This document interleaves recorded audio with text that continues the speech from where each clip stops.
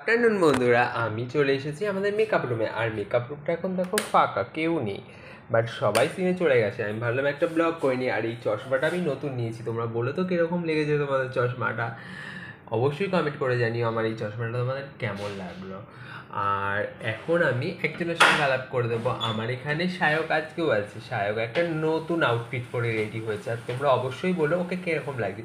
Hello, তোমরা অবশ্যই বলো যে তোমাদের কীরকম লাগছে ওকে এই আউটফিটটা পরে। একটু অন্যরকম, বাট ওকে এরকম কস্টিউম আমরা পরাই না, তাই তো? খুবই সুন্দর লাগছে। হ্যালো, লাঞ্চ হয়ে গেছে? অনেকক্ষণ আগে রে, বিকেল। এরকম ল্যাদ খাচ্ছিস কেন আজকে? ঘুমাচ্ছিলাম। তার জন্য ল্যাদ খেতে হবে? তো এবার কি করবি? আবার ঘুমাবো, তারপর শুটিংয়ে যাবো। ওকে, বাট এইটুকুই রইলো তোমাদের জন্য। আর অবশ্যই তোমরা কমেন্ট করে জানিও এই চশমাটা কেমন লাগলো আর আউটফিটটা কেমন